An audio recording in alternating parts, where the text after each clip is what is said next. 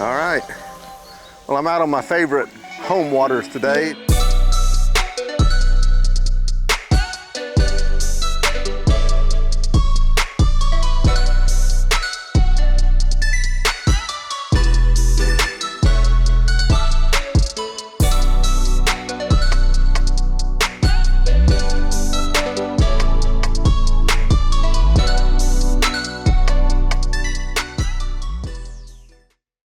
All right, well, I'm out on my favorite home waters today, this fabulous creek that I love to fish, catch my favorite species, and that's the Ozark wild native smallmouth bass. And the fly that we're using, this is the Hada creek crawler, and it's a fly that back in 1987 I did the first prototypes, and Umpqua has carried as a very successful crawfish or crawdad pattern over the years, and we've offered it in one size primarily, but over the years and here lately I've been talking to them about developing this fly in a bigger size. So we're upping it to a number 2 hook, increasing the weight on it a little bit, and it is just amazing how effective this is, especially on the larger smallmouth that we encounter in some of these streams. Now, a lot of you have talked to me about, a little bit timid about throwing something. This is almost like a jig. It's got large lead eyes, it rides hook up, and a lot of people have said that they fish them, but they hang up a lot. That does happen, so you've got to learn how to fish and swim the fly across the stream bed.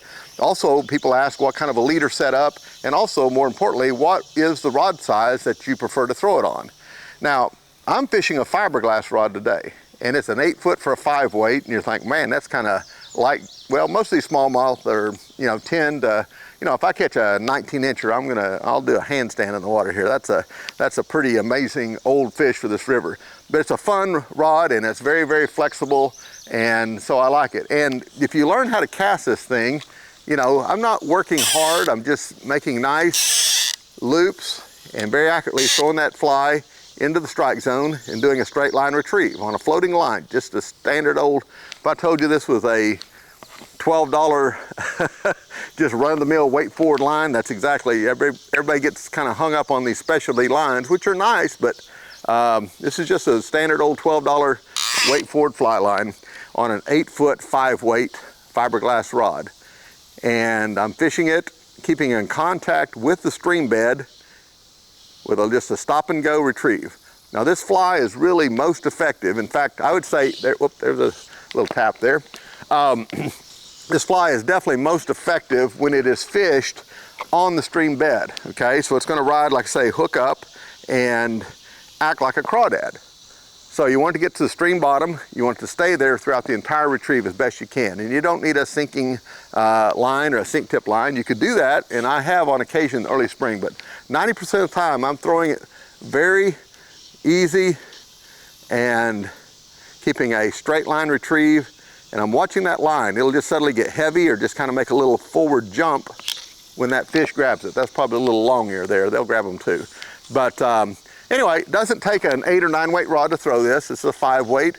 You can throw it on anything from a 5 to a 7, I'm sure, even bigger if you need to, but there's no need to go into a super stiff rod either. These fiberglass rods are extremely flexible, and even on my graphites, I prefer using kind of a softer mid-flex type, a powerful butt section, and then a fairly flexible tip. I think it's not only more fun to fish with that way and feel the cast, but also I think the shock absorbency of that softer tip helps keep fish hooked. The stiff rod sometimes on these heavier flies, when they come up and start shaking and shoving that fly back and forth in the air, you can get a fish that will throw the fly sometimes. So anyway, learn to cast nice, smooth, keep your false cast to a minimum, because this thing does hurt if it hits you in the back of the head.